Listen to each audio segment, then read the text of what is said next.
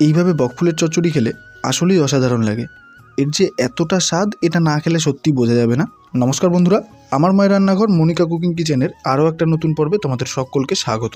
আরও একটা নতুন পর্বে নতুন একটা দুর্দান্ত রেসিপি নিয়ে চলে এলাম তোমাদের সামনে। বকফুলের চচ্চড়ি কম বেশি আমরা সবাই প্রায় খেয়েছি, তো আমি বলবো এইভাবে বাড়িতে একবার রান্নাটা করে দেখো। তো রেসিপিটা বাড়িতে ট্রাই করার পর কেমন লাগলো সেটা কিন্তু কমেন্টে জানাতে একদমই ভুলবে না। তবে তার আগে ভিডিওটা মন দিয়ে দেখে রেসিপিটা ভালো করে শিখে নিতে হবে।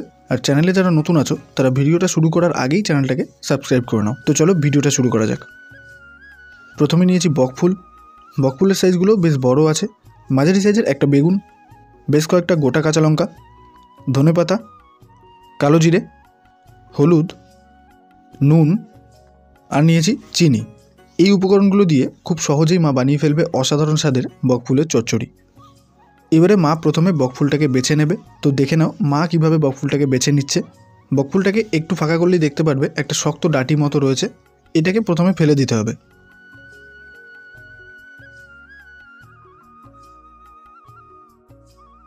তারপর বকফুলের বোটার দিকটাতে ঠিক এরকমভাবে ভেঙে বাদ দিয়ে দিতে হবে। তাহলে আমাদের প্রথম ফুলটা কিন্তু বাছা হয়ে গেল। ঠিক এরকমভাবে প্রত্যেকটা ফুল আমাদের বেছে নিতে হবে।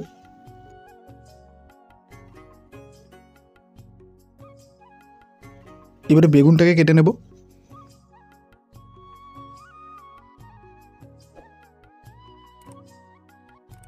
তো বেগুনটাকে হাফ করার সাথে সাথেই দেখা গেল যে বেগুনটার দু জায়গায় পোকা আছে, দেখতেই পাবে তোমরা, দেখতেই পাচ্ছ। তো এবারে কি করব, এই পোকা জায়গাটাকে বাদ দিয়ে ফ্রেশ বেগুনটাকে আমরা কেটে নেব।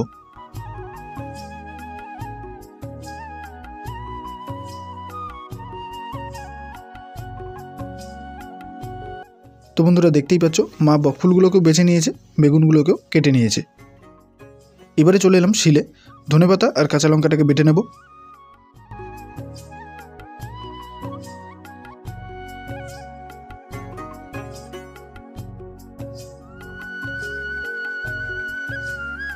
তো বাটাটা আমাদের কমপ্লিট হয়ে গেছে। এবারে চলে এলাম ওভেনে। কড়াইটাকে ভালো করে গরম করে নিয়ে দিয়ে দেবো সামান্য পরিমাণ সর্ষের তেল। ফোড়নের জন্য হাফ চামচ কালো জিরে দিয়ে দেবো। এবারে কালো জিরেটাকে ভেজে নিতে হবে। ওভেন মিডিয়াম ফ্লেমে রেখে বেশ কয়েক সেকেন্ড হালকা হাতে নাড়িয়ে চাড়িয়ে নিলেই একটা সুন্দর গন্ধ বেরোবে কালো জিরের, তখনই বুঝে নিতে হবে যে ভাজা হয়ে গেছে। এবারে কেটে রাখা বেগুনগুলোকে দিয়ে দেবো। সামান্য নুন দেব, সামান্য হলুদ দেব। এবারে ওভেনটাকে মিডিয়াম ফ্লেমে করে দিয়ে প্রায় 5 থেকে 6 মিনিট ধরে বেগুনটাকে ভেজে নিতে হবে 70 থেকে 80% মতো। তো বন্ধুরা দেখো একদম কাছ থেকে দেখাচ্ছি, বেগুনটাকে কিন্তু ঠিক এরকমভাবে ভাজতে হবে। তো বেগুনটা ভাজা হয়ে গেছে, এবারে একটা পাত্রে নামিয়ে নেব।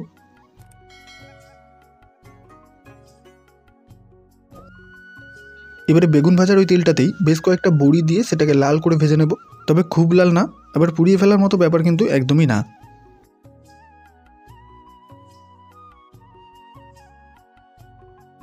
ঠিক এরকম পরিমাণে বড়িগুলোকে লাল করে ভাজতে হবে। আমাদের বড়িগুলো কিন্তু ভাজা হয়ে গেছে। এবারে বড়িগুলোকেও নামিয়ে নেব।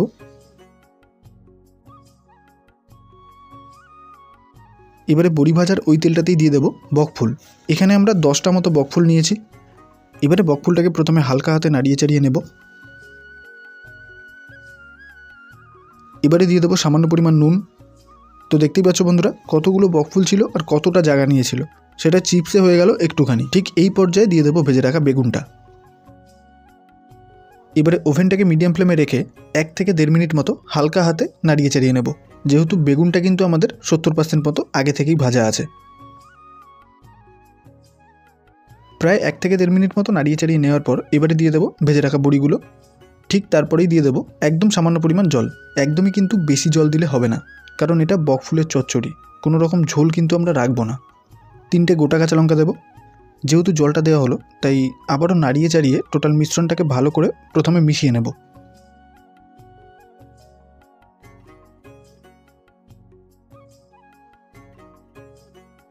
এবারে দিয়ে দেবো হাফ চামচ নুন, হাফ চামচ হলুদ, সামান্য পরিমাণ স্বাদ মতো চিনি। এবারে পুনরায় আবারও টোটাল মিশ্রণটাকে ভালো করে নাড়িয়ে চাড়িয়ে মিশিয়ে নেব।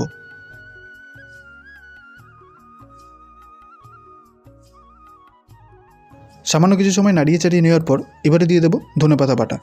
কাঁচা লঙ্কা আর ধনেপাতার যে পেস্টটা আমরা বানিয়ে রেখেছিলাম সেটা দিয়ে দিলাম। কাঁচা লঙ্কা আর ধনেপাতার পেস্টটা দেওয়ার পর আর কিচ্ছু নয়, এবারে টোটাল রান্নাটাকে ফাইনালি কুক করে নেওয়ার পালা। তো বন্ধুরা, ওভেনটাকে মিডিয়াম ফ্লেমে রেখে একদম ঘড়ি ধরে 5 থেকে 6 মিনিট রান্নাটাকে কুক করে নিলেই কিন্তু তৈরি হয়ে যাবে আমাদের বক ফুলের চচ্চড়ি।